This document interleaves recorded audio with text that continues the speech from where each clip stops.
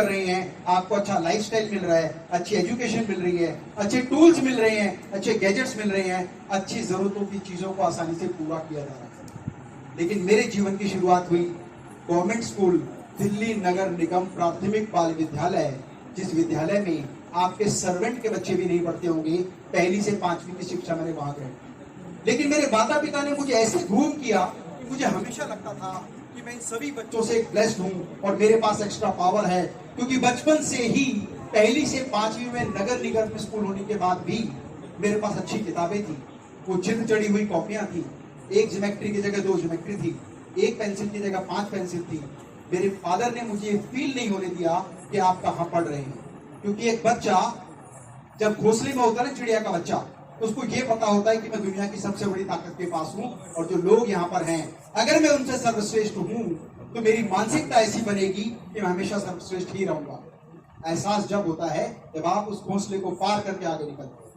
पहली से 5वीं की शिक्षा प्राप्त करने के बाद जब मैं आगे बढ़ने के लिए मेरा विचार बना, मतलब माता पिता का विचार बना, बचपन में बच्चों का विचार नहीं चलता है, बच्चों का विचार तो होता है कि स्कूल नहीं जाना है। फाइन, 6ठी क्लास का एडमिशन हुआ government boys senior secondary school Lawrence, और पढ़ते पढ़ते जब 10th पास किया और एक उद्देश्य बनाया कि लाइफ में हम क्या करेंगे, एक मोटिवेशनल स्पीकर ने हमारे स्कूल में आके बच्चों को ये समझाया कि आप क्या कर सकते हैं, क्या बन सकते हैं। ध्यान रखिएगा, बच्चा एक कच्ची मिट्टी के रूप में होता है, उससे आप घड़ा बनाए, सुराही बनाए, मटका बनाए, कुछ भी बनाए, वो वही बनेगा जो वो देखता है। और स्पीकर को देखने के बाद मुझे लगा कि यार मैं यही बनूंगा, मैं यही बनना चाहता हूं, क्योंकि वो व्यक्ति जब उस ऑडिटोरियम में आया तो उसका जो वेलकम हुआ, जो गेस्चर हुआ, जो उन्होंने बोला, उसने मुझे इंस्पायर किया। और मेरे पास एक ही उद्देश्य था कि मैं एक मोटिवेशनल स्पीकर बनूं। मैं बात कर रहा हूं 10th 11th क्लास और 11th में आने का जब कॉमर्स लिया तो समझ में आया कि यार अगर पैसा कमाना है ना तो फाइनेंस आना चाहिए। और आप लोगों ने वो मूवी जरूर देखी होगी और सीनियर लोग यहाँ पर बैठे उन्होंने मूवी जरूर देखी होगी। कई मूवीज में आपने देखा कि अमिताभ बच्चन एक हॉल में एंटर करता है और जब ऑफिस के केबिन से, मतलब अपने केबिन में जाता है तो हर लोग बोलते हैं good morning sir, good morning sir, good morning sir, और कम से कम 50-60 लोग कंप्यूटर पर काम कर रहे होते हैं और अमिताभ बच्चन अपने केबिन में जाता है। एक एग्जीक्यूटिव आता है, फाइल साइन कराता है और फाइल दे देता है, दूसरा आता है, फाइल साइन करता है, दे देता है, और शाम को अमिताभ बच्चन जब वापस जाता है तो good evening sir, good evening sir, good evening sir. तो मैं सोचता था कि ये काम क्या करता है, इसका ऐसा कौन सा बिजनेस है कि ये ऑफिस में जाता है तो 100 से ज्यादा लोग गुड मॉर्निंग करते हैं, वापस आता है तो गुड इवनिंग करते हैं। इसी तरह का बिजनेस मुझे कुछ करना है। कहते नहीं, पता नहीं होता, 2-3 तरह के उद्देश्य होते हैं।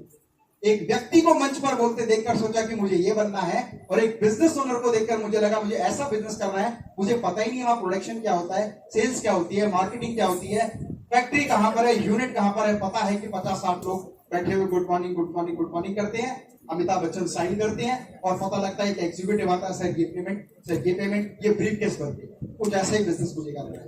कोई फर्क नहीं पड़ता कि वर्तमान में आप कहां पर हैं, फर्क इस बात से पड़ता है कि भविष्य में आप कहां जाना चाहते हैं। कॉमर्स में 12th पास करने के बाद हर बच्चे का उद्देश्य होता है कि वो अच्छे कॉलेज में एडमिशन लेगा। यस और नो?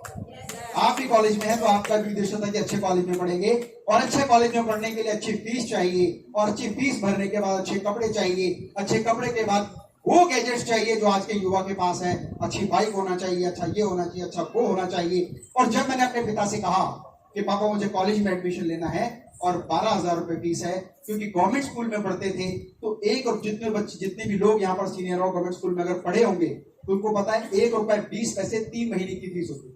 यस और नो? और जब 10th 11th 12th में आए तो 12 रुपए 60 पैसे 3 महीने की फीस होती थी। और मैंने अपने पिता से कहा कि पापा मुझे कॉलेज का एडमिशन लेना है और 8,800 रुपए फीस जमा करें।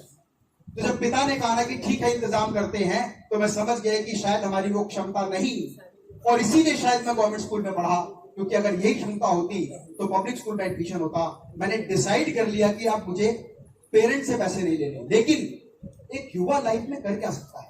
आप 12th पास होने के बाद इतने सक्षम कैसे हो जाएं कि पैसा कमाएं? तो मेरे अकाउंट्स में 88 मार्क्स आए थे। आप बोलेंगे तो बड़ी शर्म की बात होती है, क्योंकि कंपटीशन 100 पर है, 99 पर है। 88 मार्क्स आए, जो ना केवल मेरे स्कूल में बल्कि मेरे पूरे जोन में सबसे ज्यादा मार्क्स थे।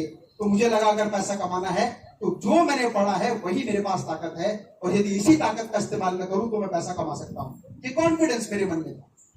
तो सबसे पहले जब आपको कॉन्फिडेंस होता है ना, उसका ट्रायल करने के लिए आप उन लोगों के पास जाते हैं जिन लोगों की वजह से वो कॉन्फिडेंस आया। मैं पहुंचा अपने ट्यूशन टीचर के पास कि सर 88 मार्क्स आए हैं, हमारे पूरे जोन में हाईएस्ट है, आपके इंस्टीट्यूट में मेरे मार्क्स हाईएस्ट हैं, मैं अकाउंट्स की ट्यूशन पढ़ाऊंगा। देखिए कॉन्फिडेंस, क्योंकि वही मेरा पेट सब्जेक्ट था और मेरी सिस्टर मुझसे 1 साल जूनियर थी और 11th क्लास की ट्यूशन मैं उसको पढ़ाता था, मैं 12th में था, मैं 12th पास हुआ, सिस्टर 12th में आई, तो सिस्टर को भी अकाउंट्स मैंने पढ़ाना शुरू कर दिया। तो ट्यूशन टीचर को जाके मैंने सीधा बोला मेरा कॉन्फिडेंस में कि सर मैं अकाउंट्स की ट्यूशन पढ़ाऊंगा। तो उनका प्रश्न था कि अगर तू अकाउंट्स की ट्यूशन पढ़ाएगा तो मैं क्या पढ़ाऊंगा, अगर तू अकाउंट्स की ट्यूशन पढ़ाएगा तो मैं क्या पढ़ाऊंगा। मैंने कहा सर मैं अकाउंट्स की ट्यूशन पढ़ा रहा हूँ 12th क्लास को, आप ग्रेजुएशन को पढ़ाओ, पोस्ट ग्रेजुएशन को पढ़ाओ। तो उन्होंने एक बड़ी प्यारी सी बात कही कि बेटा शिक्षा का ज्ञान होना एक बात है, लेकिन ज्ञान के साथ अनुभव होना दूसरी बात है। तो मैंने बड़े प्यार से कहा सर अनुभव शुरू तो 0 से ही होगा, मैं क्या करूं यदि मेरी उम्र 18 साल है तो पहले 10 साल का एक्सपीरियंस कब लाऊंगा मैं, 28 साल की उम्र होने पर ही 10 साल का अनुभव मुझे होगा। उन्होंने मुझे कोई अपॉर्चुनिटी नहीं दी, लेकिन मुझे एक बात पता थी, if you like to find out something just think about it, उस पर काम करना शुरू करो, वो चीज जरूर मिलेगी। अब अपॉर्चुनिटी क्या है कि जिस ट्यूशन टीचर से मैं पढ़ा उन्होंने मुझे अपॉर्चुनिटी नहीं दी, क्योंकि उनका शिष्य मैं नहीं कर सकता।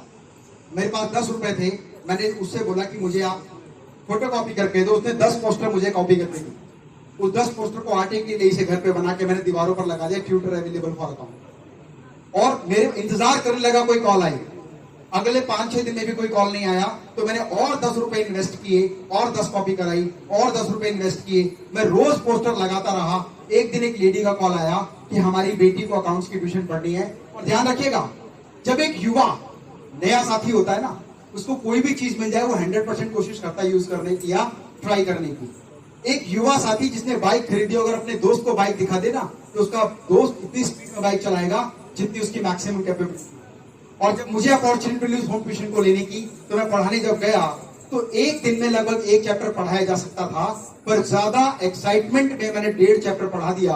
और उस लड़की ने कहा कि मम्मी सर ने तो बहुत अच्छे से समझाया, साथ में बाकी कोचिंग क्लास के कंपैरेटिवली उन्होंने 1.5 चैप्टर पढ़ाया, हिसाब से मेरा कोर्स तो 3 महीने में पूरा हो जाएगा। तो उसकी मम्मी ने मुझसे एक बात कही कि सर फीस कितनी लेंगे।